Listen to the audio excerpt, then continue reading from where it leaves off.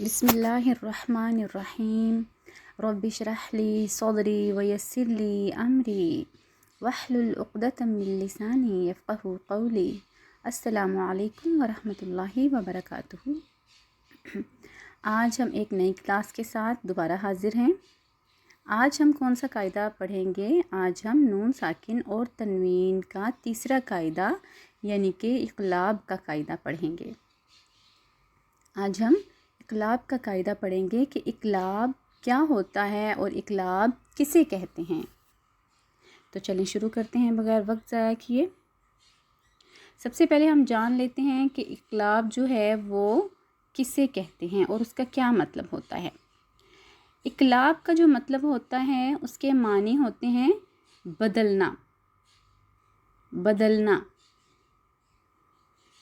تو نون ساکن ہم نے ہمیشہ یہی دیکھا کہ نون ساکن اور تنوین کا قاعدہ پڑھتے ہوئے ہم نے اس بات کا خاص خیال رکھنا ہے کہ نون ساکن اور تنوین کے قواعد میں ہمیشہ جب نون ساکن اور تنوین آ رہا ہوگا تو اس کے بعد آنے والے حرف کو ہم نے دیکھنا ہے کہ وہ کون سا ہے۔ پہلے ہم نے اظہار کا قاعدہ پڑھ لیا اور پھر ہم نے ادغام کا قاعدہ پڑھ لیا۔ ادغام میں جو حروف یرملون میں سے نون ساکن اور تنوین کے بعد حروف یرملون میں سے کوئی بھی حرف آ جائے تو ہم اس پہ ادغام کریں گے، اور وہ کیسے کریں گے وہ ہم نے اس کلاس میں سیکھ لیا۔ اگر کسی کو اس کی سمجھ نہیں آئی تو وہ کمنٹس باکس میں جا کے پوچھ سکتا ہے، اور ادغام کا قاعدہ سیکھنے کے لیے آپ میری وہ کلاس وزٹ کر سکتے ہیں۔ تو یہاں پھر دیکھ لیتے ہیں کہ اقلاب کیا ہوتا ہے۔ اس کے معنی ہوتے ہیں بدلنا۔ نون ساکن، اب ہم نے دوبارہ دیکھنا ہے نون ساکن یا تنوین۔ دیکھیں نون ساکن ہمیشہ معاملہ جو ہے وہ نون ساکن اور تنوین کا ہے کہ نون ساکن یا تنوین جہاں بھی آ رہی ہوگی قرآن میں، اس کے بعد اگر با آ جائے، حرف کون سا آ جائے؟ حرف با آ جائے تو کیا کریں گے؟ نون کی آواز کو میم سے بدل کر پڑھیں گے اور غنہ کریں گے۔ اس کو کیا کہتے ہیں؟ اقلاب۔ اچھا، اقلاب کی سب سے بڑی سہولت ہمیں یہ ہوتی ہے کہ جو اقلاب ہے اس کے لیے ہمیں اتنی پریشانی نہیں ہوتی کہ ہمیں کیسے پتہ چلے گا کہ یہاں اقلاب کا قاعدہ ہے، کیونکہ آپ جب قرآن پڑھیں گے تو ہمارے جو قرآن ہے، جو انڈو پاک کے قرآن ہیں، ان میں یہ جو نون کے اوپر چھوٹا سا میم بنا ہوا ہوتا ہے، اس سے ہمیں پتہ چل جاتا ہے کہ یہ اقلاب کا قاعدہ ہے۔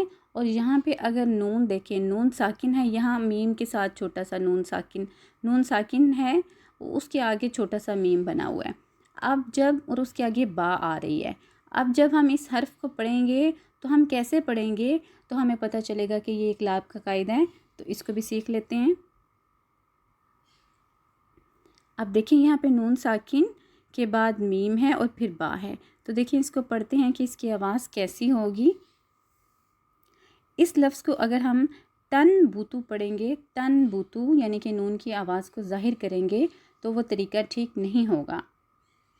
اور کیسے اس کو پڑھنے کا طریقہ ہوگا؟ اس کو پڑھنے کا طریقہ یہ ہوگا کہ نون ساکن اور تنوین کو میم سے بدل کر پڑھیں گے اور غنہ کریں گے۔ کیسے؟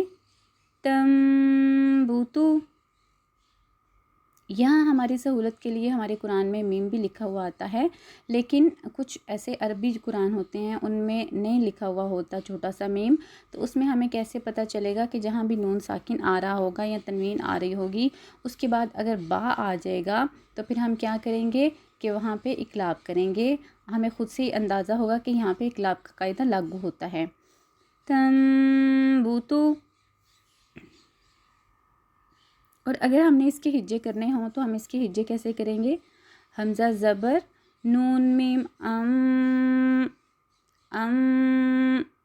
با زبر با با، تا زبر تا تت باتت۔ آپ بھی میرے ساتھ دہرائیے، باتت۔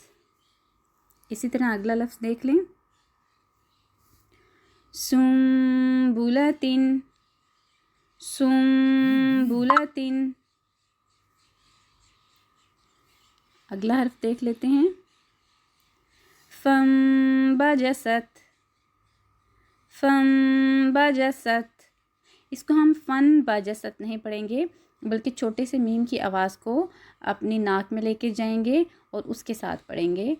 फम फम फंबजसत। यस्तंबिऊनक, यस्तंबिऊनक।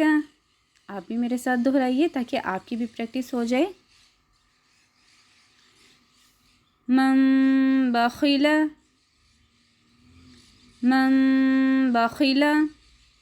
तो ये तो था नून। अब हम इसको तनवीन के साथ भी देख लेते हैं कि यहाँ नून की जो ऊपर सुकून की अलामत है, जज़म की अलामत है, तो इसको हमने अब नून साकिन के साथ पढ़ना सीखा इस तमाम मशक में। अब हम इसको तनवीन के साथ देख लेते हैं। यहाँ पे हम देख लेते हैं कि हम इसको तनवीन के साथ कैसे पढ़ेंगे। यहाँ पे ये तनवीन के साथ ज़ाहिर हो रहे हैं, तो हम इसको तनवीन के साथ पढ़ना सीख लेते हैं। मीम के ऊपर 2 ज़बर की तनवीन है और साथ ही छोटा सा मीम लिखा हुआ आ रहा है, तो हम इसको ऐसे नहीं पढ़ेंगे क़ौमन बूरन, क़ौमन बूरन, ऐसे हम इसको नहीं पढ़ेंगे, बल्कि हम इसको कैसे पढ़ेंगे, हम इसको पढ़ेंगे क़ौमन बूरन, क़ौमन बूरन। मम कर देंगे, मन नहीं करेंगे। इस लफ्ज़ को भी देख लेते हैं, ये भी तनवीन के साथ है। अमदम बईदन, अमदम बईदन। क़ौलन बलीगन, क़ौलन बलीगन। ख़बीरन बसीरन, ख़बीरन बसीरन। ये जीम के अंदर था, तो मैंने इसलिए सोचा कि ये आपको एक बार पढ़ के सुना दूं, क्योंकि ये जो हर्फ जीम है उसके साथ तनवीन है, तो उसके साथ कैसे हम पढ़ेंगे ये भी हम देख लेते हैं। ज़ौजिम बहीजिन, ज़ौजिम बहीजिन।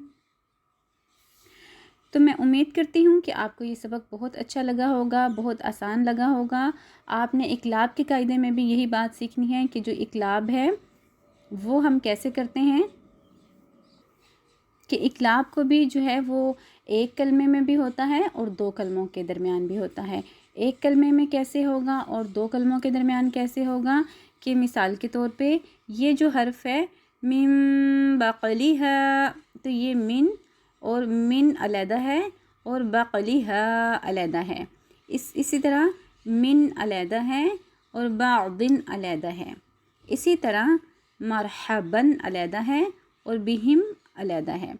तो ये 2 कलमे हो गए। 2 कलमों के दरमियान भी ये होता है। पहले देखा पहली मश्क में कि यहाँ पे ये एक कलमा था, तो ये एक कलमे के दरमियान में भी होता है। इकलाब 2 कलमों के दरमियान भी होता है और एक कलमे के दरमियान भी होता है। अगर किसी भी बात की आपको समझ ना आई हो तो आप कमेंट्स बॉक्स में जाके पूछ सकते हैं।